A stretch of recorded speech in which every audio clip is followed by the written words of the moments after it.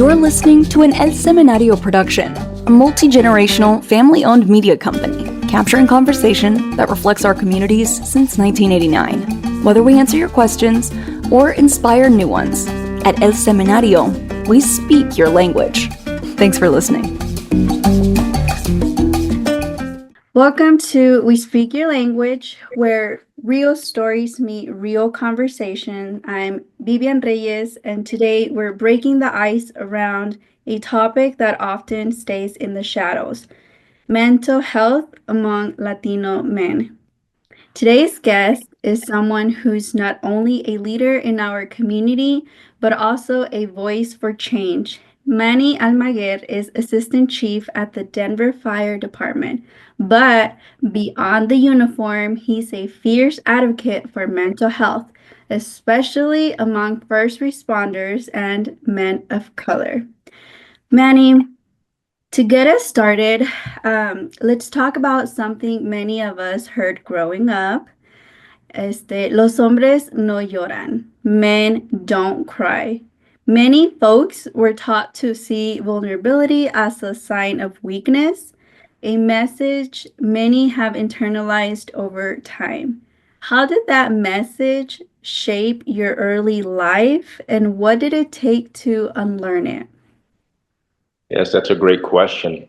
Yeah, growing up, the men don't cry was just embedded, and it was an imprint in my brain and in my head, from the elder males in my life who never showed emotion. They were stoic.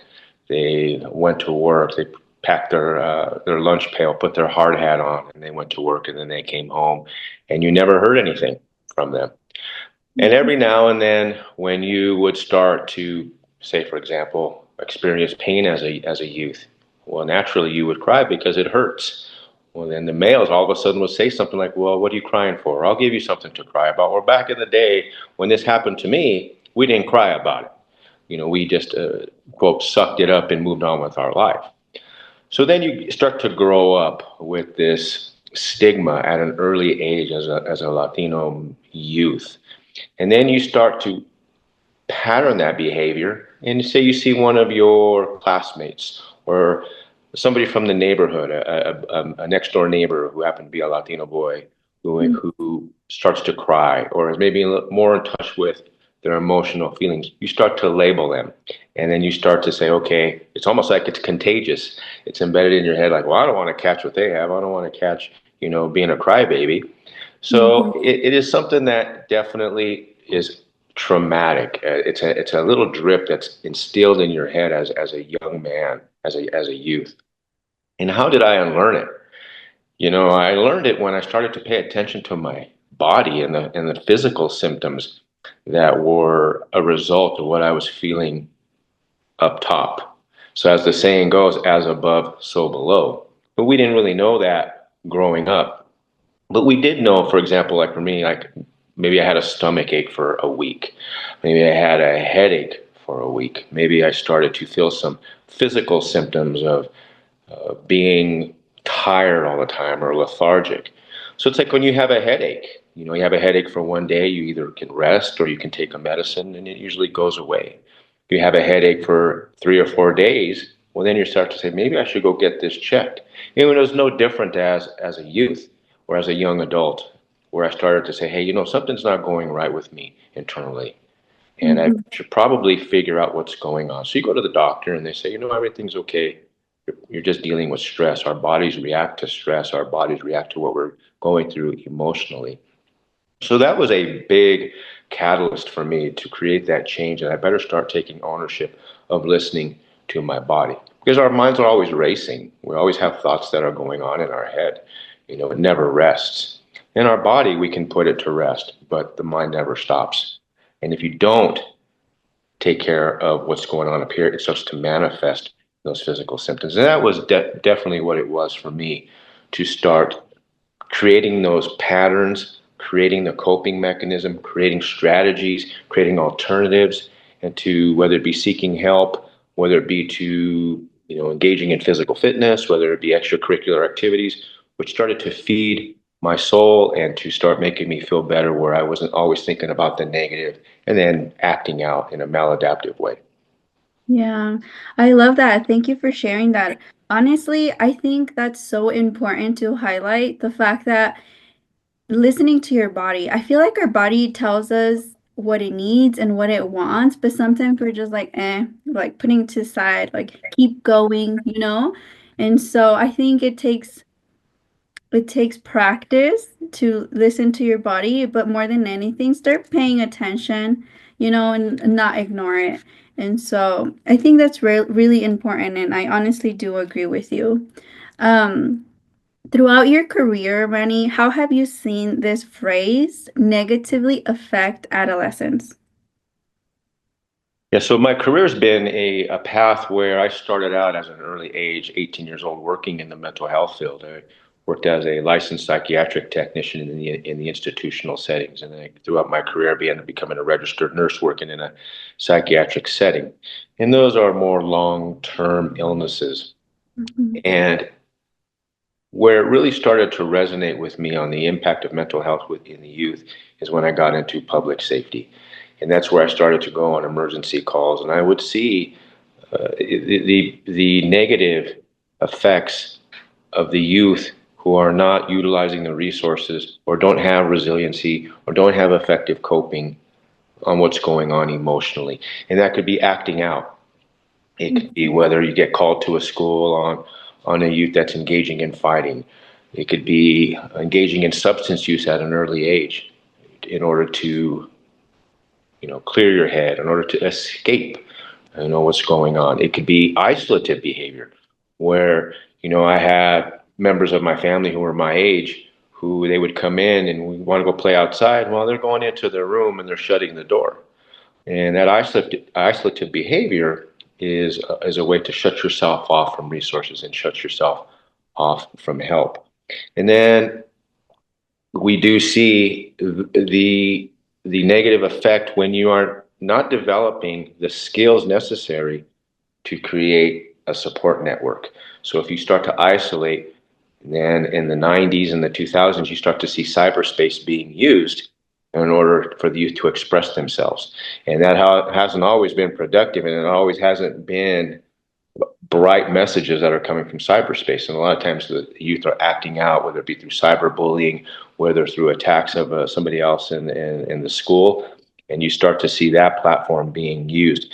Anger as a youth, you see a lot, and that is manifested in how they act out, whether it be, fighting, and so those things I saw as a first responder when you're going on calls, and you definitely can kind of capture the environment and how the youth are fitting into their environment. Is it a supportive environment?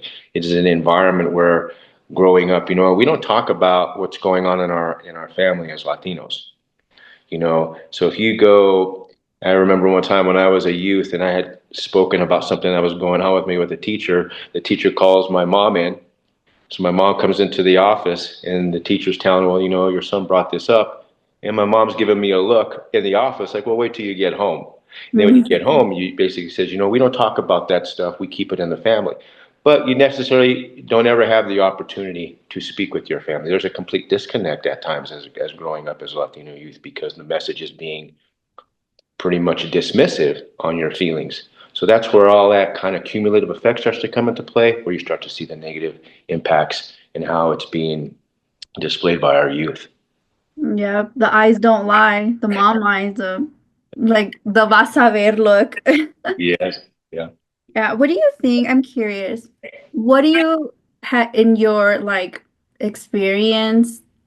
Did any, is there any case in particular that stuck up but stood with you? Did they ever mention what they needed in the moment for those adolescents that you were talking about, like for the youth when when you showed up to a case or something, did they say, "Oh, if only blank," or "I just needed blank," or "I wish I had blank"? Do you know what I mean? Yes, yes, yes, I have. and that's a situation when you are responding on a call where there's a youth who could be in a crisis. Well, if they're under 18, well, obviously they need parental consent. It would take something pretty egregious for you as a first responder to see in order for you to intervene and say call in additional resources.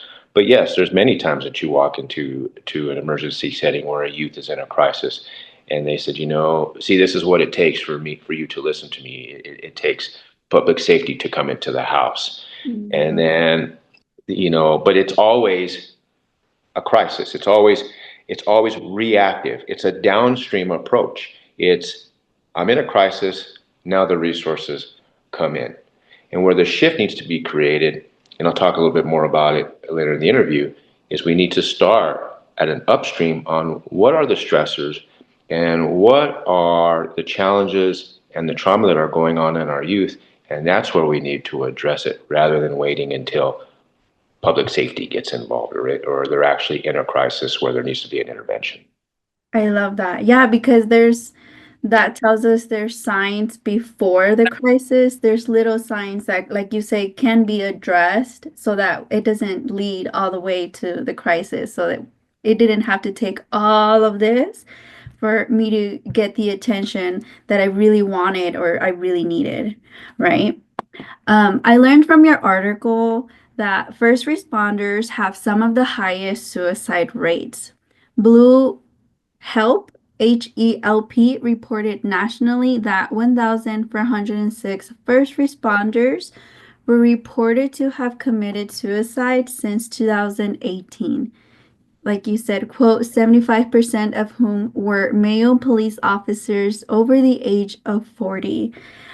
What ultimately motivated you to take initiative and drive change within your own department? Yes, great question.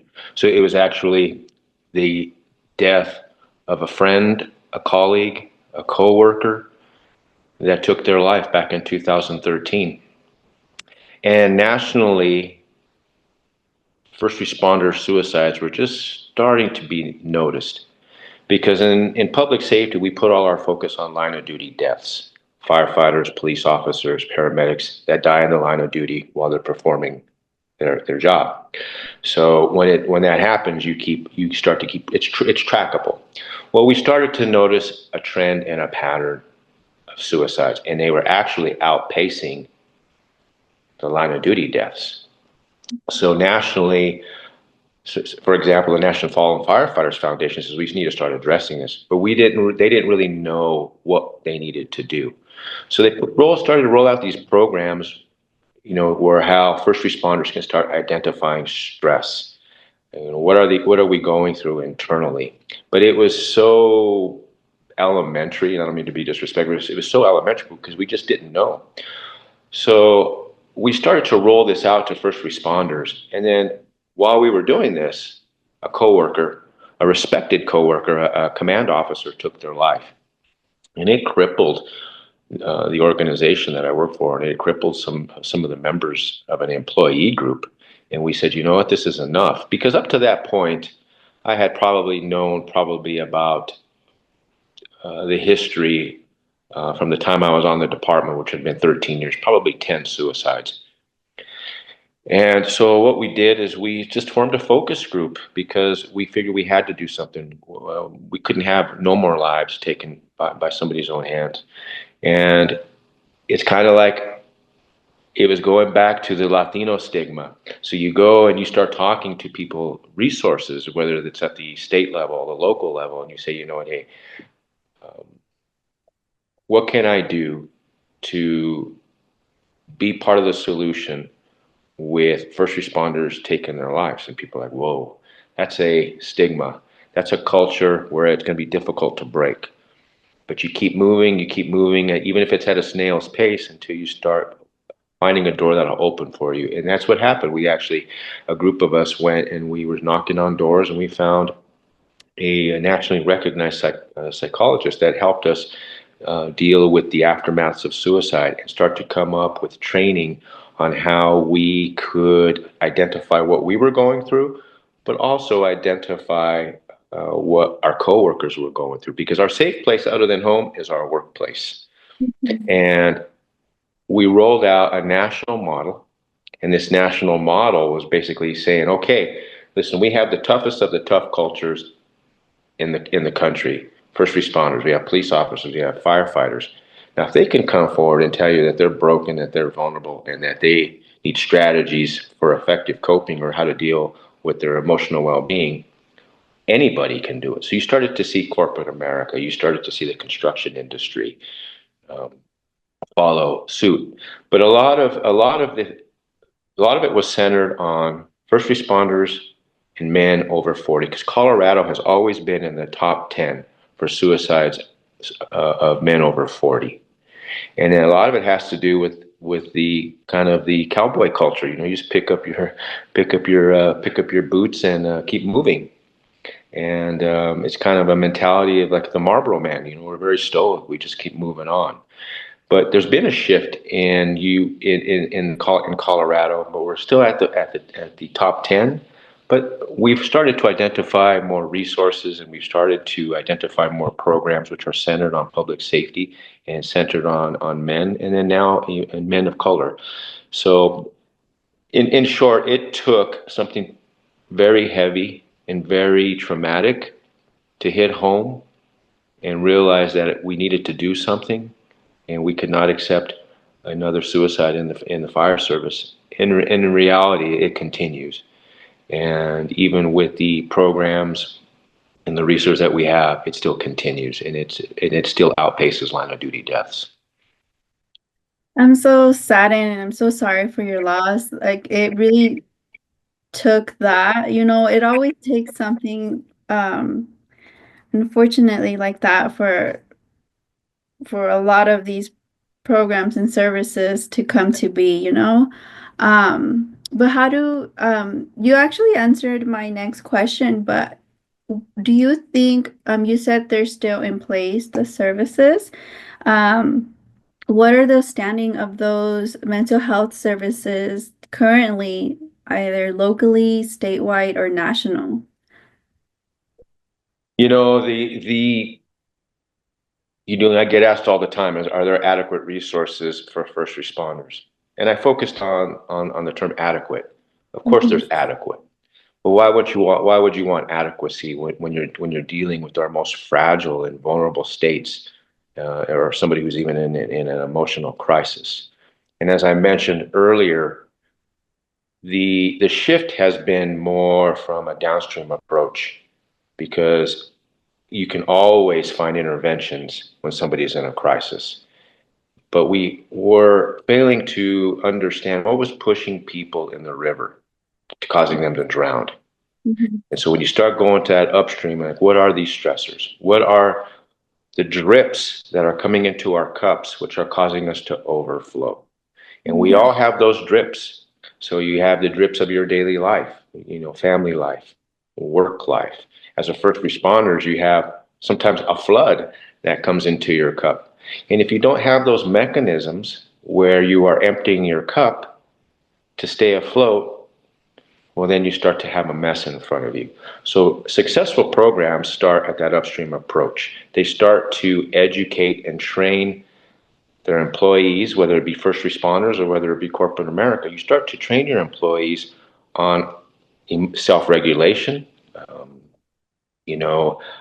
symptoms of stress, risk factors that you may bring into the workplace, and you start to saturate and bake in training. It's not a one size fits all approach. Mhm. So the beauty of mental health resources is some people find therapy in going to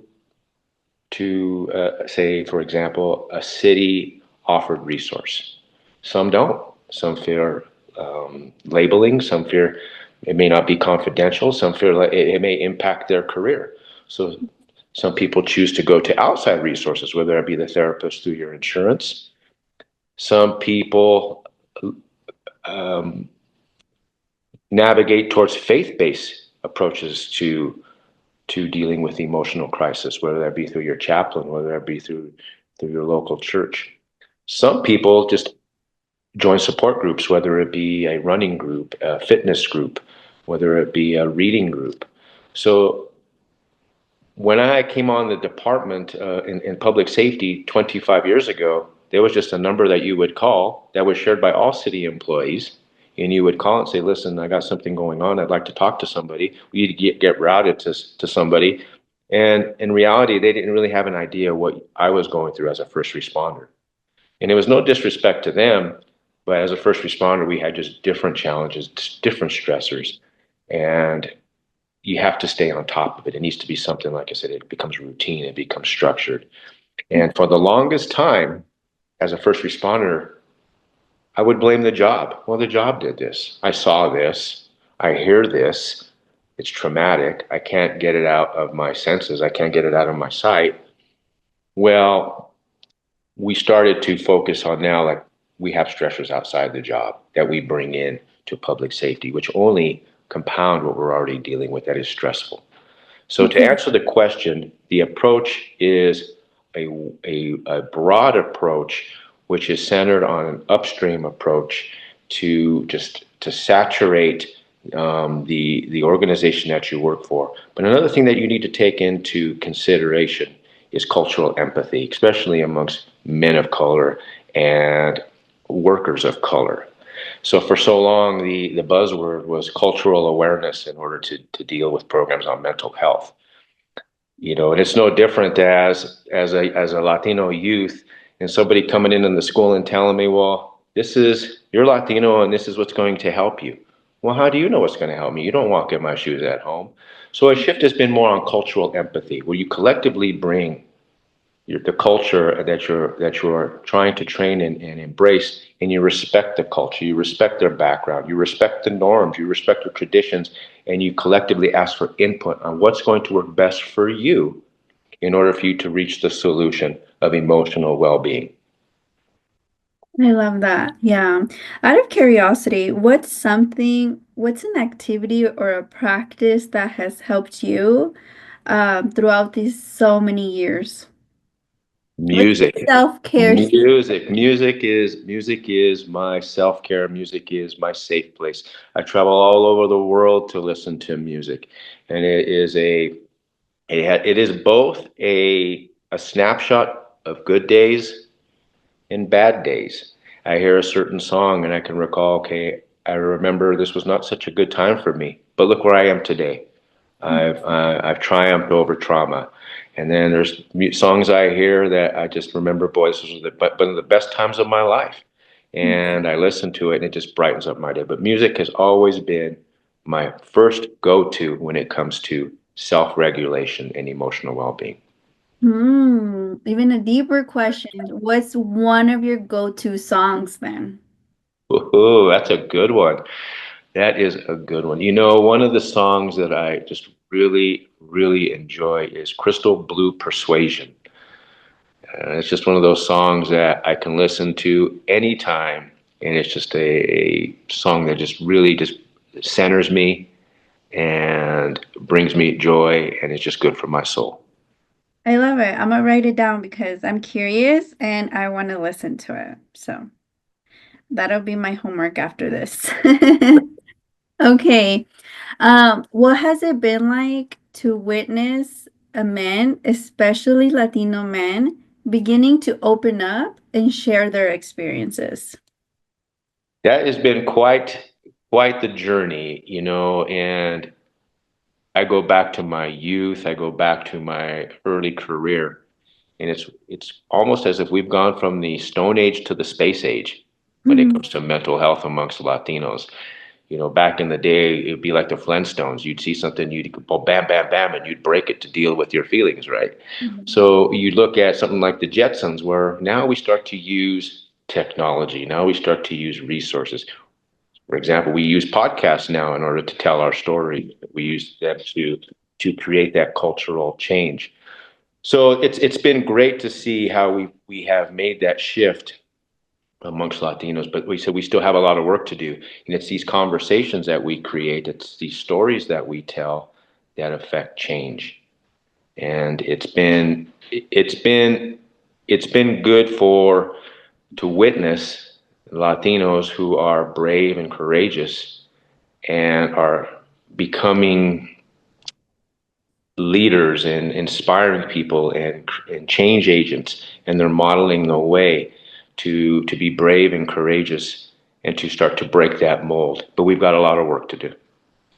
Yeah, honestly, like I'm still confused on how like we were taught that showing emotion is a sign of weakness. I think it's the total opposite. Showing emotion is like the hardest, and you have it takes a lot of courage. So it's like I'm happy and I'm glad that we're shifting our mentality with that, because now that it's because when you're younger, I've experienced that's how we see it when we're younger, but as we get older, I'm like, no.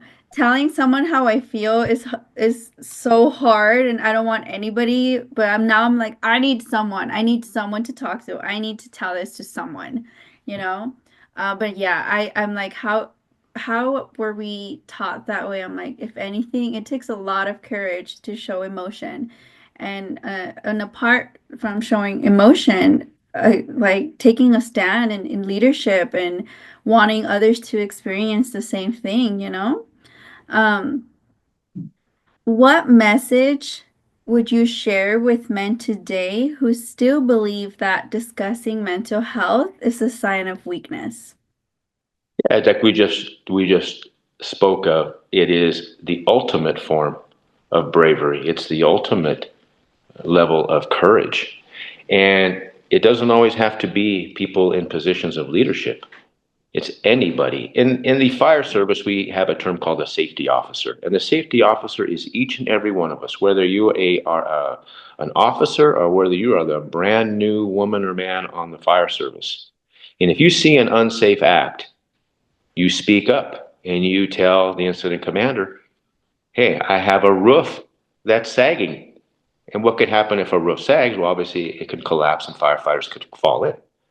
We need to have the same approach amongst Latino men and women, that you have the courage and the duty to speak up when you see an unsafe condition, whether it be somebody who is just not themselves for the day, or if you see somebody who is, for example, you walk into a room and you see somebody that may be crying. It's okay to intervene and say, hey, what can I do to help? And we have the skills now, we have the training now in a lot of organizations where they can start to teach you, and this is what you look for. And we're not asking, when I say in the mental health industry, we're not asking everybody to be at the doctor level of intervening. Like in the fire service, you have your most basic level of CPR. We're just trying to give you the basic skills of CPR and how to identify somebody who's in a crisis. And this may be the most basic tools that you need to employ to get them to the right path, whether that be through an intervention, whether that be saying, I'm here to listen. Because one of the things that takes courage is to, one, come forward, but it also is courageous to intervene. And it takes courage and bravery to stay with the person through what they're going through. It's not like, well, I see you're going through this. Maybe you need to go talk to somebody, and then you just kind of let them go. Stay with them, stick with them, because that's the ultimate. That's the ultimate level of teamwork, because it's a team approach to mental health. Mhm. Yeah, I love that. It's a team approach. Um, Breaking the stigma doesn't happen overnight, but every conversation like this one is a spark. How can our listeners, especially men, start their own healing journey? It's weird to ask it that way, because it's like, I think I would like to ask, like, what can they do today? What can they, how can they step into their journey? That's it. Yeah, that's a good question, because we're all on our own journey. We're all on our own path, and some of us are at the finish line, and some of us are at the starting gate. And it comes down to start telling your stories. As Latinos, and as a Latino, I just loved the stories growing up. And I've learned to embrace storytelling as the most effective tool in creating my journey and to inspire others. Growing up, the storytelling was not always the most productive. Grandpa, I had to walk home from school. Well, what are you whining about? I had to walk 10 miles to school. So the storytelling then was more dismissive, and it was more to put you in your place, like you don't know what difficulty is. We create our own journey where we start telling our stories, where we inspire others, we educate others, we are empathetic of others' journeys, and collectively we come up to align on the same path towards the end goal of being your brother and your sister's keeper and achieving just emotional balance. And that to me would be the most effective tool to utilize storytelling in a productive way to inspire, to model, to educate, and to create just a collective unity centered around the goal of emotional well-being. I love that. Thank you so much for that. Is there anything else you would like our to leave our listeners with? Listening to this podcast, it obviously shows a level of commitment to creating change for emotional well-being amongst Latino youth. And to continue to educate, to continue to train, to continue to look for new ways, new solutions, to be a part of the solution, and to model the way for our future leaders, to model the way for our youth, to let them know that it's okay to be brave and courageous and to share your stories and it's okay to admit you're broken. It's okay to admit that you need some time to cope. You need some time to heal. That would be the message I would leave the listener. I love that. I'm gonna quote you, Manny. Now I'm gonna save whatever you said and put it and quote you now because I think that was so beautifully said. Okay, well, normalizing asking for help can save lives. Thank you, Manny, for your courage and your leadership. Honestly, much respect to you. Thank you to Caring for Denver for making this project a reality. And thank you to everyone listening. This conversation continues with you. Let's keep breaking the ice together. I'm your host, Vivian Reyes. Until next time, take care of yourselves and please take care of each other.